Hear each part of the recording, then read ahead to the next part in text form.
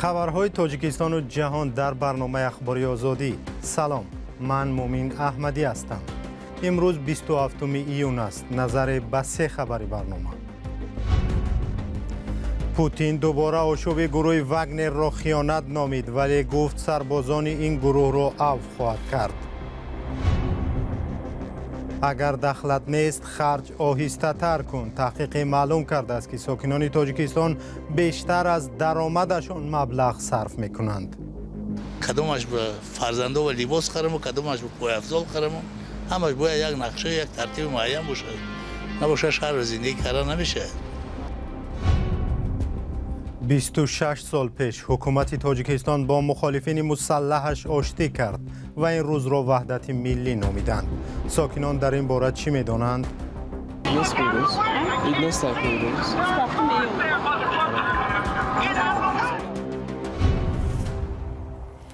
برنامه را با موضوع آشوب گروه واگنر در روسیه آغاز می‌کنیم که هنوز بحثش در سرخط رسانه‌های جهان باقی است.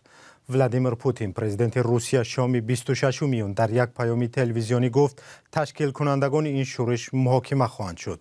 او به جنگجویان واگنر پیشنهاد کرد که به خانه‌هایشان برگردند یا به بلاروس بروند یا با وزارت دفاع روسیه قرارداد بندند. همکارم شهلوی گلخوجه در این باره گزارش تهیه کرده است.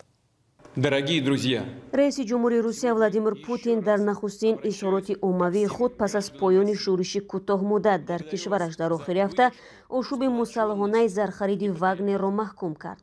او همزمان گفت آگاهانه برای 24 ساعت ادامه یافتن آشوب اجازه داده است تا از خونریزی جلوگیری شود و با این وحدت ملی را تحکیم بخشید.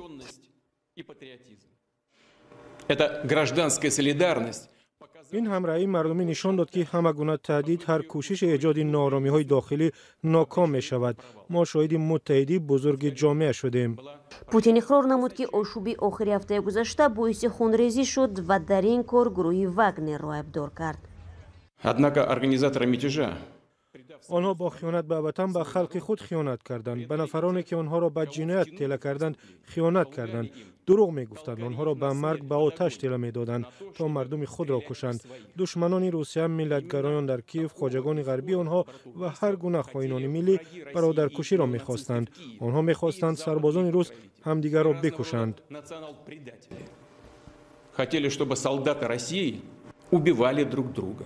چنین به نظر می رسد که این اظهارات تلویزیونی هدف کشیدن خط در زیر شورش بود که رهبران سرشمور غربی آن را همچون افشای آسیب پذیری پوتین پس از حمله به اوکراین ارزیابی نمودند. پیشتر از این روز دوشنبه رئیس جمهوری آمریکا جو بایدن گفت او با همپیمانهای کلیدی درباره شورش صحبت کرد تا مطمئن شود که همه پاسخها هماهنگ شده هستند. آنها با من راضی شدند که باید اطمینان داشته باشیم و به پوتین امکان بهانه را ندهیم. ما تاکید نمودیم که به پوتین یگان بهانه ندادیم که در این غرب و ناتو ایبدار شود. ما واضح فهمیدیم که در این کار دست نداریم. این بخشی از مبارزه در داخل نظام روسیه است.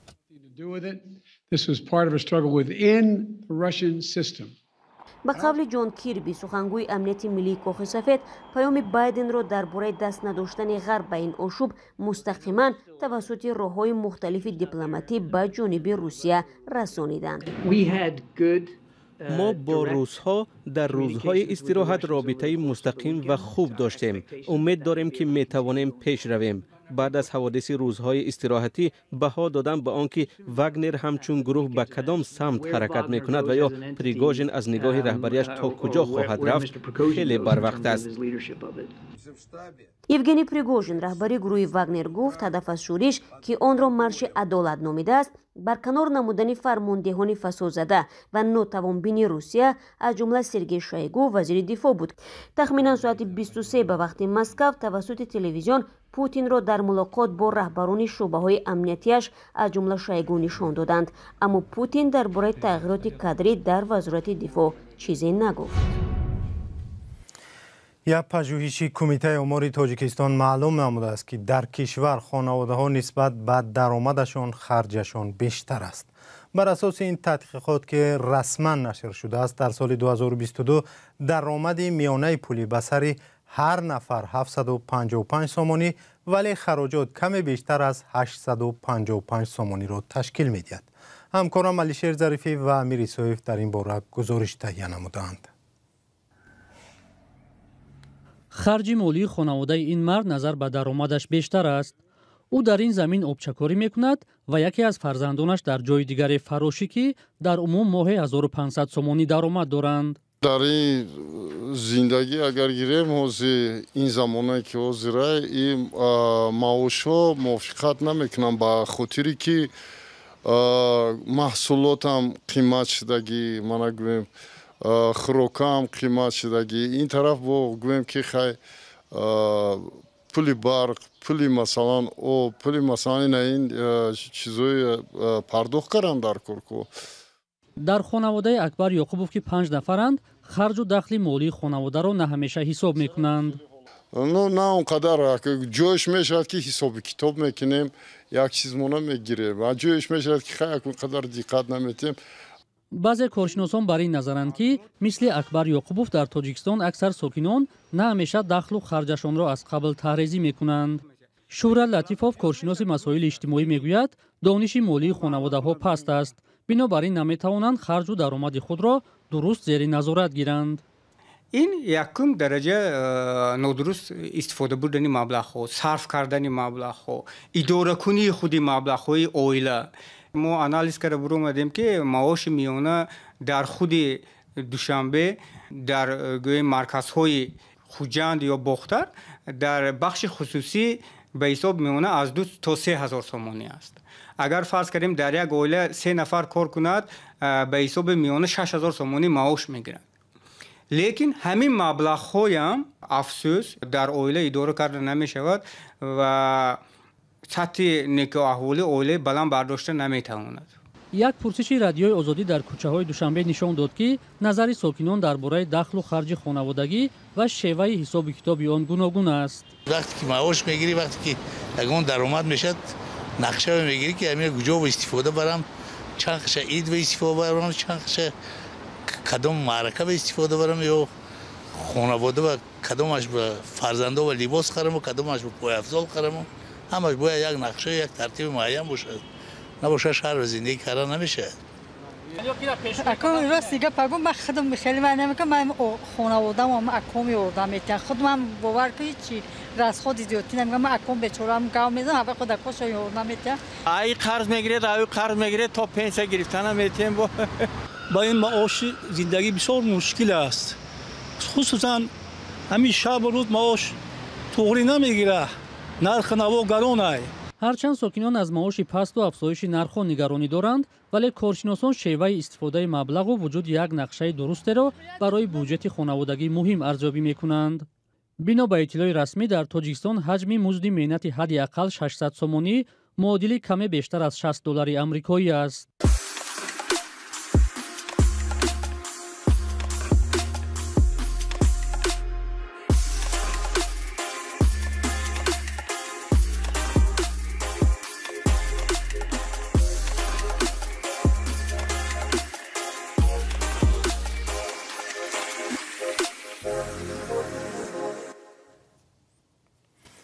مقامات کرد در سوریه میگویند اعضای خارجی داعش را بعد از سالها بازداشت و نگهداری محاکمه خواهند کرد. گپ درباره بیش از 10,000 نفر می رود که ممکن است در بینشان تاجیکان نیز باشند. چرا چنین تصمیم گرفته شد؟ در گزارش صدای آمریکا و در تقدیم کیومرث عطا میبینیم. مقامات کرد در شمال و شرق سوریه به محاکمه جنگجویان داعش یا گروه تروریستی دولت اسلامی آماده می شوند. آنها چند سال باز در بازداشت هستند و به جنایت جنگی و جنایت علیه بشریت متهمند. نیروهای کرد زیاده از 10,000 جنگجوی را در سال 2019 هم با پشتیبانی آمریکا و قوه‌های بین المللی هنگام شکست دادن گروه دولت اسلامی بازداشت کردند. مقامات محلی میگویند که محاکمه جنگجویان برای آن در سوریه میگذرد که کشورهای اصلیشان آنها را سراغ نکردند و بازپس نگرفتند. بنا به قانون‌های بین المللی حقوق بشر این آدمان حق دارند که محاکمه شوند. آنها دیگر نمی‌توانند بدون مرافعه در بازداشتگاه بمانند. دادگاه باید جنایت و جزای آنها را معین کند. مأموریت زیر رهبری کردها از جانب هیچ طرف در داخل و بیرون سوریه به رسمیت شناخته نشده است و این دریافت پشتیبانی بین المللی را برای محاکمه جنگجویان دشوار می‌گرداند. با وجود این مقامات کرد میگویند که تصمیمشان به برگزاری مرافعه اعضای دولت اسلامی جدی است. جامعه بین المللی بخصوص سازمان های حقوق بشر باید به برگزاری این مرافعه ها مدد کنند. سازمان ملل متحد باید چنین تلاش های کمک به برگزاری مرافعه ها را سروری نماید. مقامات میگویند از بس که اعضای داعش در صادر کردن جنایت علیه مردم سوریه متهم هستند، محاکمه آنها در اینجا اهمیت دارد. آنها در اینجا آدم کشتند. ما می‌خواهیم مرافعه‌شان در همین جا گذرد. ما به طور قطعی این مرافعه ها را پشتیبانی میکنیم. امید داریم که جامعه جهانی برای به دادگاه کشیده شدن این آدمان به ما یاری میدهند. در حالی که بعضی از مرافعه ها در راهند، معلوم نیست که نتیجه هایشان را یگان نهاد بین المللی یا حکومت ها اعتراف خواهند کرد یا نه. از سال 2014 از آغاز تأسیس گروهی به نام دولت اسلامی حدود 3000 شهروند تاجیکستان به این گروه پیوستند. بسیاری از آنها اکثرا مردان در جنگ ها کشته شدند و تعداد نامعلومی دیگر در اردوگاه های سوریه منتظر محاکمه هستند. دولت تاجیکستان صدها نفر را از این کشور برگرداند، بخصوص کودکان را به کشور برگرداند، بعضی آنها را جزا داد، بعضی به حیات آسایشته برگشتند، از جمله زنها و مردان را. 26 سال پیش در روز 27 ایون دو طرفی درگیری جنگ داخلی در تاجیکستان با هم دست دادند و جنگ خونین خاتمه یافت. جنگ شهروندی که 5 سال دوام کرد خرابی های زیادی به جای گذاشت که هنوز آثارش دیده می شود.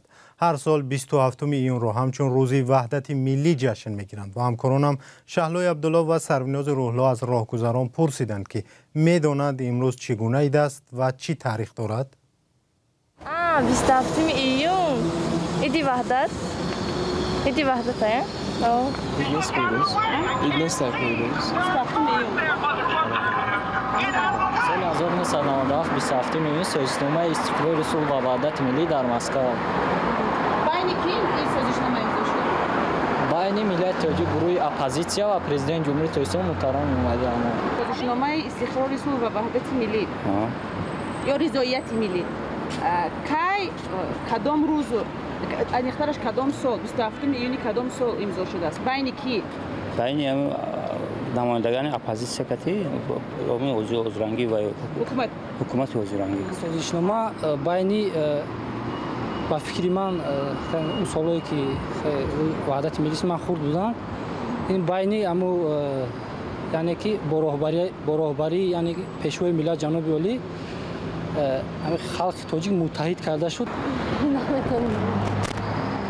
برای خاتمه دادن جنگ، برای که آدم‌ها باید در صلح و آسایشتگی زندگی کنند که جنگ این به فکرم به یگان پیشروی به یگان چی نمی‌کند. یعنی مردم میخواد که آسایشتگی در زندگی کند، میخواد که صلح و ثبات در زندگی کند. برای اینکه بعد همون وقتا چند پیشروی در تاجیکستان خودمون دیده میشود و ما بسیار خرسندیم که در همین آسایشتگی صلح و ثبات زندگی میکنیم. با همین برنامه ما به پایان رسید. سپاس که ما را همراهی نمودید. خبرهای بیشتر را با عکس و ویدیو هر ساعت و هر لحظه شما می توانید از سامانه رادیو آزادی www.azadi.org و صفحه های رادیو آزادی در توییتر و تلگرام، فیسبوک، اینستاگرام و یوتیوب و تیک تاک پیدا کنید. تا برنامه های دیگر، خدا نگهداری شما باشد.